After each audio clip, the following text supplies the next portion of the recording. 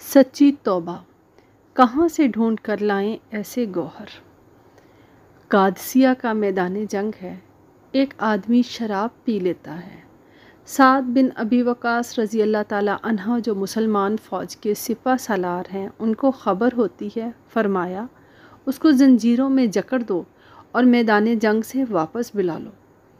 ایک کمانڈر نے کہا، سپہ سالار میدان جنگ ہے، غلطی ہو گئی اس سے، دلیر آدمی ہے، بہادر آدمی ہے، چھوڑ دیجئے، اللہ کی راہ میں جنگ کرے گا یا کسی کو مارے گا یا مر جائے گا، اس کو زنجیروں میں جکڑنے کی ضرورت کیا ہے؟ سعد بن ابی وقاص رضی اللہ تعالیٰ عنہ نے جواب دیا، رسول پاک صلی اللہ علیہ وآلہ وسلم کا صحابی تلواروں اور بازوؤں پر بھروسہ نہیں کرتا، اللہ کی رحمت پر بھروسہ کرتا ہے۔ میں اس شرابی کو لڑنے کی اجازت نہیں دے سکتا، اس کی وجہ سے کہیں میرے رب کی رحمتیں منہ ہی نہ موڑ لیں۔ جاؤ اسے زنجیریں پہنا دو۔ سپہ سالار کے حکم پر اسے زنجیروں میں جکڑ دیا جاتا ہے اور خیمے میں ڈال دیا جاتا ہے۔ اب وہ مسلمان قیدی زنجیروں میں جکڑا اپنی آنکھوں کے سامنے دیکھ رہا ہے کہ میدان جنگ خوب گرم ہے۔ بے بسی اور لاچارگی سے میدان جنگ کی جانب دیکھ کر تڑپ اٹھتا ہے۔ ہائے، کوئی میری زنجیروں کو کھول دو، میں نے اپنے رب سے اپنے گناہوں سے معافی مانگ لی ہے۔ ہائے، مجھے کوئی کھولنے والا نہیں، اور مسلسل آہ و بکا کرنے لگا۔ سعد بن ابی وقاص کی بیوی دوسرے خیمے کے اندر موجود ہیں۔ زنجیروں میں جکڑے قیدی نے دوسرے خیمے میں ان کی موجودگی کو محسوس کرتے ہوئے پکار کر کہا، اے سعد رضی اللہ کی بیوی، میری زنجیروں کو کھولنے میں میری مدد کریں، مجھ سے مسلمانوں کا گرتا ہوا خون نہیں دیکھا جاتا۔ وہ بدستور پردے میں رہتے ہوئے کہتی ہیں، تم نے گناہ کیا اور سپہ سالار نے تمہیں زنجیروں میں جکڑنے کا حکم دیا ہے۔ قیدی کہنے لگا، خدا کی قسم، اگر زندہ رہا تو خود آ کے زنجیریں پہن لوں گا، خدا را مجھے رہا کر دیں، میں نے اپنے اللہ سے معافی مانگ لی ہے۔ ادھر مسلمانوں کے لشکر پر شکست کے آثار گہرے ہوتے جا رہے تھے۔ کافروں نے ایک ایک صف پر حملہ کیے، صفیں الٹنے لگیں۔ ابو محجن ثقفی رضی اللہ تعالیٰ عنہ کی آہوں اور سسکیوں کو دیکھ کر سعد رضی اللہ تعالیٰ عنہ کی زوجہ محترمہ کا دل بھر آیا۔ انہوں نے نتائج کی پرواہ کیے بغیر اس کی زنجیروں کو کھول دیا۔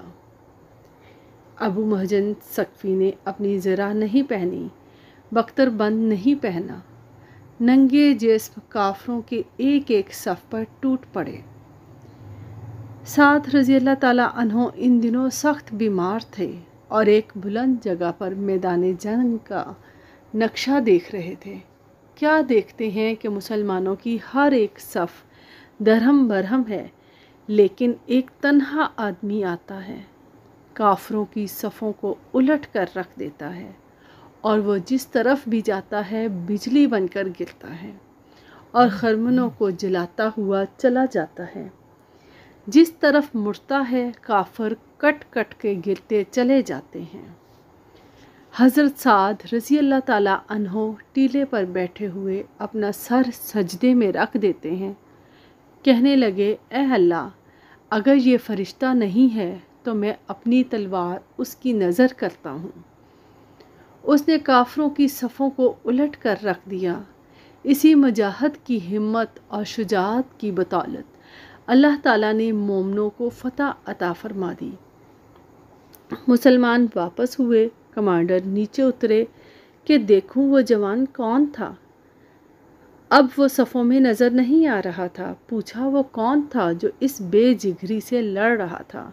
ڈھونڈو، تلاش کیا، وہ وہاں ہوتا تو ملتا۔ خیمے سے باہر بیوی آواز دیتی ہے، اے سپہ سالار، جس کو آپ ڈھونڈ رہے ہیں اس نے اب زنجیریں پہن رکھی ہیں۔ سعد بن ابی وقاص پلٹے، کہنے لگے، بیوی کیا کہتی ہو؟ کہنے لگیں، صحیح کہہ رہی ہوں، یہ ابو محجن سقفی ہے جس نے شراب سے توبہ کی اور تلوار تھام کر میدان جنگ میں چلا گیا۔ اس نے مجھ سے وعدہ کیا تھا کہ اگر زندہ لوٹا تو خود زنجیریں پہن لوں گا، اب یہ زنجیریں پہن چکا ہے۔ سعد بن ابی وقاص رضی اللہ تعالیٰ عنہ اپنی چھڑی کو ٹیکتے ہوئے اٹھے۔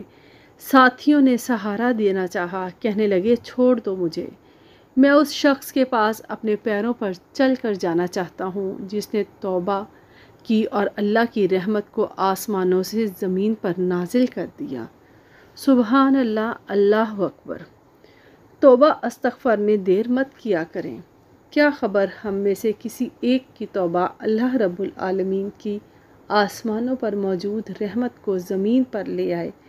اللہ کریم توفیق عمل عطا فرمائے، آمین۔